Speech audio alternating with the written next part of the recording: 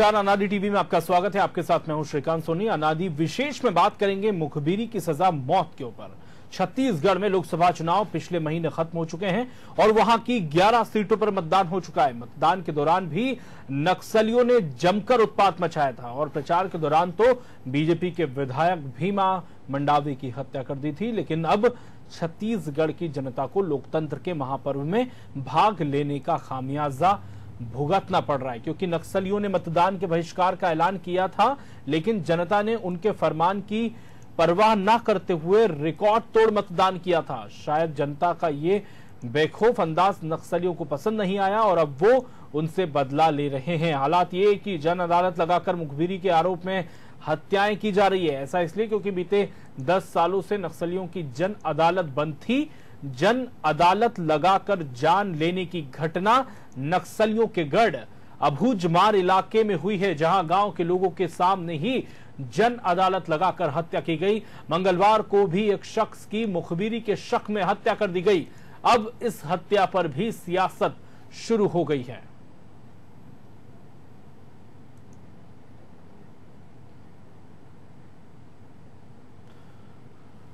तो जन अदालत लगाकर लोगों को मौत के घाट उतारा जा रहा है नक्सलियों द्वारा। इस खबर पर और अधिक बातचीत के लिए स्टेट हेड छत्तीसगढ़ के रायपुर से अनिल श्रीवास्तव जुड़ चुके हैं। अनिल, जैसा कि हमने कहा कि जो मतदान रिकॉर्ड हुआ है, लोगों ने नक्सलियों के चुनाव बहिष्कार को बिल्कुल ध्यान नहीं दिया और निडर होकर वोटिंग की। इसी की क्या सजा मिल रही है अब लोगों को?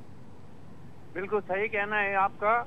लोकसभा चुनाव के पहले नक्सलियों ने जो है चुनाव में भाग नहीं लेने की अपील की थी, फरमान सुनाया था और अपनी उपस्थिति दर्ज कराने के लिए इन्होंने 4-5 घटनाएं छत्तीसगढ़ में की थी। नरेंद्र मोदी के आने के पहले 4 अप्रैल को उन्होंने जो है वो कांकेर जिले में 4 सिपाहियों को मार डाला था। उसके बाद उन्होंने कांकेर में भी, धमतरी जिले में भी एक घटना की जिसमें सिपाही को मार डाला था।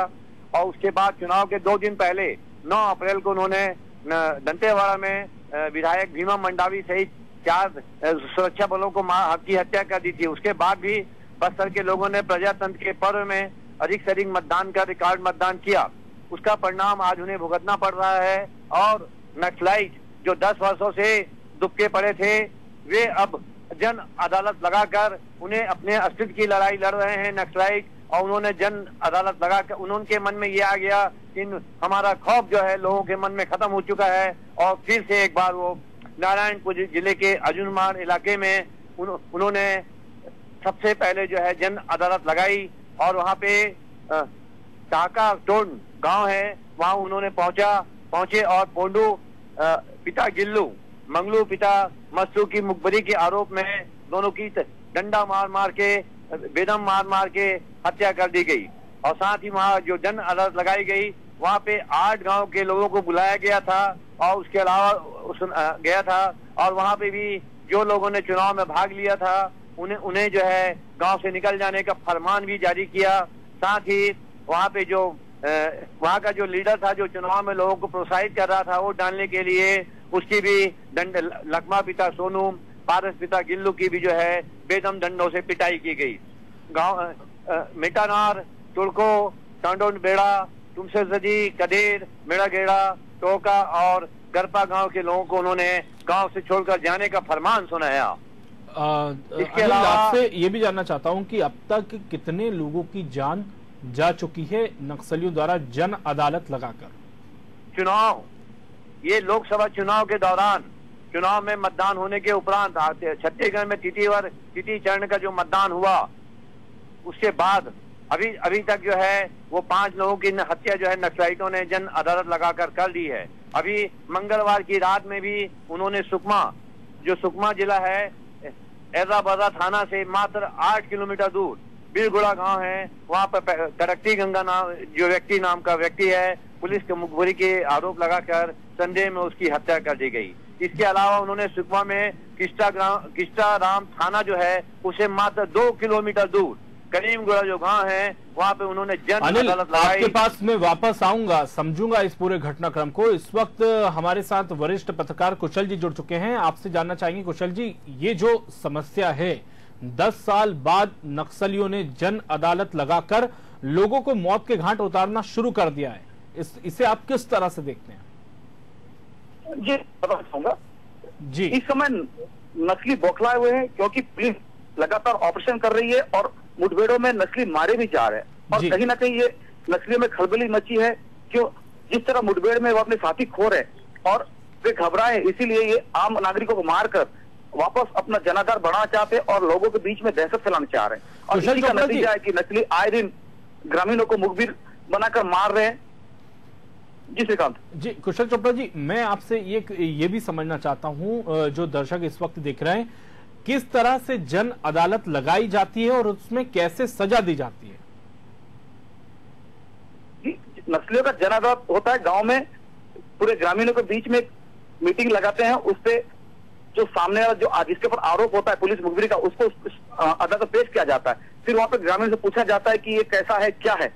फिर मीटिंग में उन्हीं के आदमी लोग रहते हैं और जो आदमी गलत करता है उसके ऊपर बोलते हैं नहीं ये गलत है, ऐसा पुलिस का काम करता है, तो फिर सबके सामने उसको मारा जाता है और फिर उस आदमी को अपने जान से हाथ धोना पड़ता है।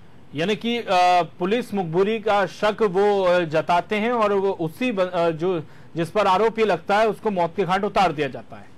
कि निश्चित ये सिर्फ एक इनका प्रोपोगंडा है ताकि लोगों के बीच में जन अदालत का नाम दे, लेकिन जब वो ठान लेते हैं कि इसको मारना है तो वो कैसे भी करके मारते हैं, लेकिन अपने बचने के लिए एक जन अदालत का बहाना लिया जाता है। जी श्रीकांत बिल्कुल। ये भी एक कुशल जी समझने की कोशिश है कि लगातार कई चीजें की जाती है, नक्सली समस्या के समाधान की बातें होती है, लेकिन अब तक इस समस्या का समाधान नहीं हो पा रहा है। चाहे वो बीजेपी की बात करें, कांग्रेस की, दोनों ही पार्टी कहती है कि इसको खत्म करने के लिए पूरी तरह से नीति बन रही है, लेकिन वो जमीनी तौर पर दिखाई नहीं देती है। जी निश्चित, बीजेपी गवर्नमेंट में भी नक्सलियों से बात करने की बात चल रही थी, लेकिन बीजेपी गवर्नमेंट नक्सलियों पर हावी थी और कभी हर रोज कहीं ना कहीं से मुठभेड़ टीम निकालकर नक्सलियों के कैंपों को ध्वस्त किया जाता था, नक्सलियों को मारा जाता था। लेकिन कुछ चुनाव के लेकर नक्सली साथ बैठे और फिर वापस नक्सलियों की पुरानी नीति पे आ गए हैं और पुलिस भी गश्त चालू कर दी है। तो अब लड़ाई दोनों की ओर से लड़ाई हो रही है और लेकिन सबसे बड़ी बात इसमें है कि इसमें ज्यादा नुकसान आम नागरिक को उठाना पड़ रहा है। जी श्रीकांत। कुशल जी, क्या नक्सलवाद की वजह पर काम करने के बजाय सियासी दलों ने इसे शय दिया है? कुशल जी देखो, अंदरूनी क्षेत्रों में जितने भी पुलिस थाने हैं वो अपने थाने तक ही सीमित है, क्योंकि वहां पे एक नक्सली और पुलिस का शायद मिलीभगत से चलता होगा कि ये हमारा एरिया आप ना आए और वो आपका एरिया हम नहीं आएंगे। जी कुशल जी, हमारे साथ अनिल भी जुड़े हुए हैं, स्टेट हेड हैं छत्तीसगढ़ रायपुर के। अनिल, किस तरह से यहाँ पर अभी तक 5 लोगों की जान जा चुकी है, आखिर इसकी क्या वजह सामने आई है? मुखबिर का शक होता है, नक्सली उस पर शक जताते हैं और मौत के घाट उतार देते हैं, तो इनको रोकने के लिए कोई पहले से कदम नहीं किए गए? क्योंकि 10 साल बाद फिर से ये शुरू हो गई, कहीं ना कहीं एक यहाँ पर प्रशासन का फेलियर भी सामने आया होगा।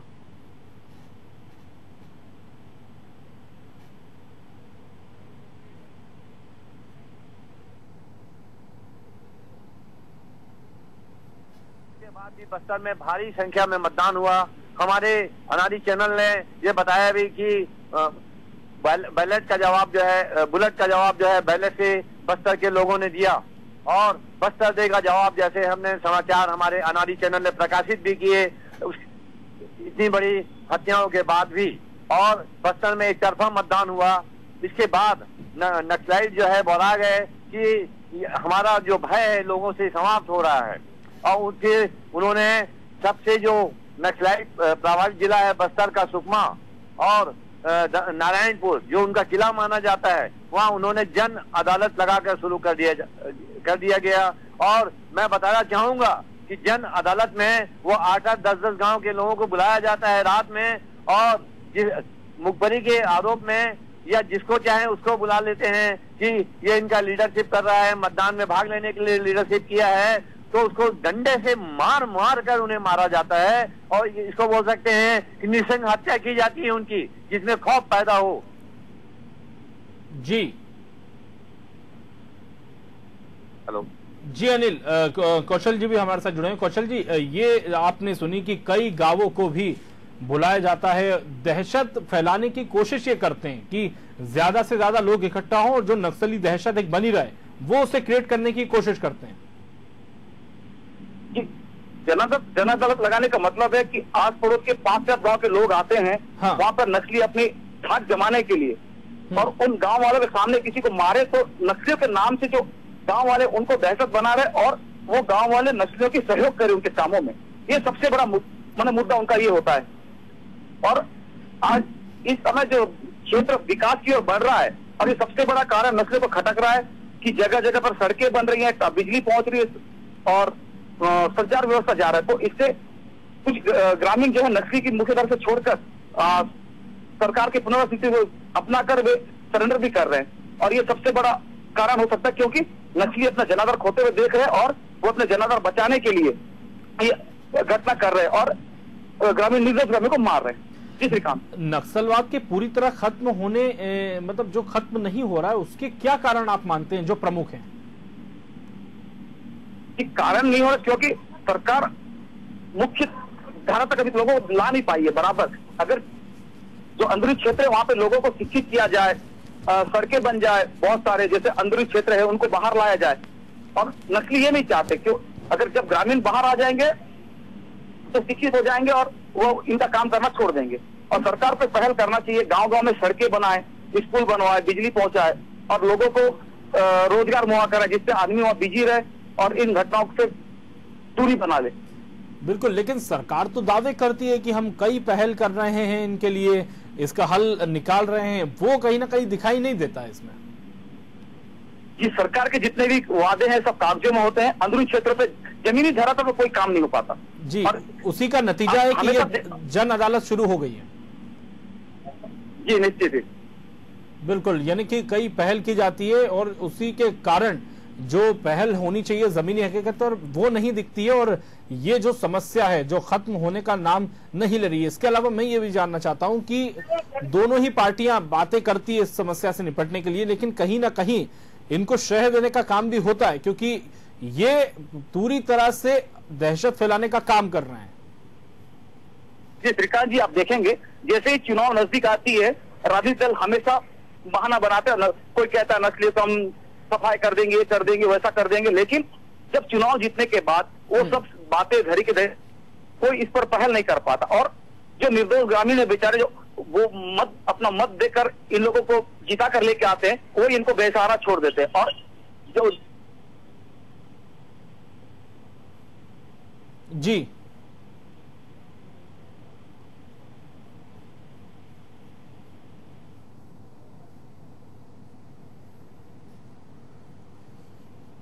तो अनिल, मैं आप ही के पास आना चाहूंगा। अब किस तरह से यहाँ पर आपने देखा कि कई पहल करने की जरूरत है यहाँ पर, चाहे उनके विकास की बात हो, क्योंकि अंदरूनी तरह से जो विकास है वो नहीं है और गरीबी है। इसी वजह से नक्सलवाद की जो समस्या है वो यहाँ पर बढ़ती ही जा रही है, यानी कि कम नहीं हो रही है, बढ़ती जा रही है। ऊपर से उसके जो दुष्परिणाम हैं वो इस तरह से सामने आते हैं। सर जी, मैं छत्तीसगढ़ का रहने वाला हूँ और बस्तर को बहुत निकट से देखा है मैंने। बस्तर के बारे में बताना चाहूंगा कि बस्तर का जो क्षेत्रफल है वो केरल राज्य से बड़ा है, लेकिन पॉपुलेशन बहुत ही कम है और 20-25 किलोमीटर के दूर में एक एक गांव जो कस्बा जो है वो बसा हुआ है। और सरकार ने अभी तक, चाहे वो सरकार कांग्रेस की हो चाहे भारतीय जनता पार्टी की, सब बस्तर में जितना पैसा इन्होंने खर्च किया है, यदि उतना पैसा खर्च न करने के बजाय एक एक आदिवासी को दे दिए होते तो आज हर आदिवासी जो है वो करोड़पति होता। ये वहां पे जो है कंठ तक भ्रष्टाचार है अधिकारियों में। आदिवासी शोषित हैं, चाहे वो अधिकारियों से हैं चाहे पुलिस वालों से। वो दोहरी तलवार की मार खा रहे हैं। नक्सलाइट उन पर शक करते हैं कि पुलिस के मुखबिर हैं और पुलिस उन पर शक करती है कि नक्सलाइट के मुखबिर हैं। और ऐसी स्थिति में उनका जीना उनका दुर्भर हो गया है। इसके अलावा एक चीज और बताना चाहूंगा कि बस्तर में शिक्षित बेरोजगारों की संख्या लगातार बढ़ रही है और वहाँ पे कोई भी ऐसा उद्योग धंधा नहीं है, कोई भी बड़ी फैक्ट्री नहीं है या कोई ऐसा बस्तर रेजिमेंट बन जाता जिससे कि 10-20 हजार लोगों को रोजगार मिल जाता तो निश्चित रूप से जो वहाँ के बेरोजगार हैं या वहाँ के पढ़े लिखे लड़के हैं वो बिगड़ते नहीं या गलत राह में जाते नहीं या नक्सलाइटों का समर्थन भी नहीं करते और खुलकर सामने आते। लेकिन ऐसी कोई बात नहीं है और जो घटनाएं हो रही हैं भारतीय जनता पार्टी हो और चाहे कांग्रेस, एक दूसरे के ऊपर आरोप लगाया जाता है। लेकिन ये सत्य है कि 20 वर्ष छत्तीसगढ़ राज्य बनने के बाद, जब पहले 4 जिलों में सिर्फ नक्सलाइट थे, अब 14 जिले जो है नक्सल प्रभावित हो गए हैं। यहाँ तक कि राजधानी से लगे हुए जिले भी और राजधानी भी जो है नक्सलाइट प्रभावित हो गई है। इससे बड़ी बात नहीं हो सकती। जी अनिल, इसके साथ मैं आपसे ये भी जानना चाहता हूं कि नक्सल प्रभावित जिले की छत्तीसगढ़ में संख्या बहुत ज्यादा है, क्या उसमें अब तक कमी आई है, चाहे पिछली सरकार की बात करें या इस सरकार की बात करें? इसमें कोई कमी नहीं आई है। नक्सलाइट जो है खुलेआम जो है घूम रहे हैं, कभी कांकेर में रहते हैं, घटना करते हैं, कभी धमतरी में करते हैं, कभी बालोद में करते हैं और कभी दंतेवाड़ा पहुंच जाते हैं और कभी जो है खुलेआम जो है यहाँ से वहाँ पूरा जंगल इलाका है और कभी अंबिकापुर तक निकल जाते हैं। इधर झारखंड लगा हुआ है, इधर उड़ीसा लगा हुआ है, इधर महाराष्ट्र की बाउंड्री लगा हुआ। अभी गिर चौली में ही 16 जवानों की उन्होंने हत्या कर दी थी। उसके बाद उन्होंने कांकेर में आके जो है वो 27 गाड़ियों को जला डाला। अभी सुकमा में भी उन्होंने 4 दिन पहले 8 वाहनों को जो सड़क बनाने में लगी हुई थी, गोलापल्ली गांव में निर्माण कर रही थी, उन्होंने आग लगा दिया। ये और सबसे बड़ी बात मैं एक चीज बताना चाहूंगा कि थाने से मात्र 2 किलोमीटर दूर, सुकमा में 2 किलोमीटर दूर थाने से करीमगुड़ा गांव, वहां पे उन्होंने खुलेआम जो है जन अदालत लगाकर हत्या कर देते हैं। इसे इस बात का सिद्ध है कि पुलिस वहां कितनी जागरूक है और उनका जो सूचना तंत्र है पुलिस का कितना मजबूत है। ये कह सकते हैं यदि सूचना तंत्र मजबूत है तो उन्होंने नक्सलाइट से उन्हें भिड़ जाना चाहिए था, या फिर कहें कि सूचना तंत्र कमजोर है और नक्सलाइट जो चाहे अपनी मर्जी से करे जा रहे हैं। बिल्कुल अनिल, दावे बहुत किए जाते हैं कि नक्सल प्रभावित जिले कम होते जा रहे हैं। दूसरी ओर ये तस्वीर भी सामने आती है जहां पर इस तरह से जन अदालत लगाकर लोगों को मौत दे दी जाती है। तो क्या इसके बाद अब जो ये जन अदालत लग चुकी है, जान जा चुकी है लोगों की, क्या इसके ऊपर कोई प्लान तैयार किया है वहां पर प्रशासन ने? पार्टियों के स्पोक पर्सन से आपकी बात हुई है, क्या कुछ उन्होंने कहा है इसके बाद? इस संबंध में अभी तक शासन जो है वो लीपापोती में लग जाता है और इस संबंध में किसी भी पुलिस अधिकारी की कोई जो है प्रतिक्रिया नहीं आई है। सिर्फ दोनों सुकमा जिले के और नारायणपुर जिले के एसपी ने जो है उन्होंने इसकी पुष्टि की है कि हाँ ये घटना हुई है। इसके अलावा कुछ नहीं हुआ है। आऊंगा अनिल मैं आपके पास। घनश्याम राजू तिवारी हमारे साथ जुड़ चुके हैं, कांग्रेस के प्रवक्ता हैं। स्वागत है आपका अनादि टीवी में। मैं आपसे ये जानना चाहता हूं कि नक्सलियों ने फिर जन अदालत लगाई है 10 साल बाद और लोगों को मौत की सजा दे दी है। क्या कुछ प्रशासन इस पर कर रहा है? नक्सलवाद की जो समस्या है वो तो बनी हुई है, लेकिन अब यहाँ पर इतने निडर वो होते जा रहे हैं कि घरों से लेकर आते हैं और लोगों को मौत की सजा देते हैं। देखिए, छत्तीसगढ़ में नक्सलवाद की समस्या कोई आज की नहीं है, ये पुरानी समस्या है बहुत। मैंने आपको शुरुआत में बोला घनश्याम जी। हेलो जी जी बोलिए। छत्तीसगढ़ में नक्सलवाद की समस्या बृहद रूप से पिछले 15 वर्षों में जिस प्रकार से एक फैलाव हुआ, और चाहे राज्य की डॉक्टर रमन सिंह जी की सरकार की बात करें या केंद्र में नरेंद्र मोदी जी की सरकार की बात करें, दोनों ही सरकारों ने कोई ठोस निर्णय नहीं लिया जिसके कारण से नक्सलवाद धीरे धीरे आज छत्तीसगढ़ में पैर पसार चुका है। जो कभी 3 इलाकों में हुआ करता था नक्सलवाद, आज वो 16 जिलों में फैल चुका है और कहीं न कहीं एक राष्ट्रीय आपदा मैं इसे कहूंगा, क्योंकि छत्तीसगढ़ में नक्सलवाद कोई छत्तीसगढ़ की समस्या नहीं है, ये राष्ट्रीय समस्या है, एक गृह युद्ध की स्थिति है। लेकिन जहां एक और हमारी सीमाओं पर हम जवान शहीद होते हैं, आज समुदेश छत्तीसगढ़ में हर 2-3 माह में ये घटनाएं होती है जहां हमारे जवान शहीद होते हैं, आम नागरिक मारे जाते हैं। कहीं न कहीं इसे एक राष्ट्रीय समस्या बनाकर जो उसके लिए ठोस नीतियां बनानी थी, उस पर भारतीय जनता पार्टी और नरेंद्र मोदी की सरकार विफल हुई है, जिसके कारण नक्सलियों के हौसले बुलंद है।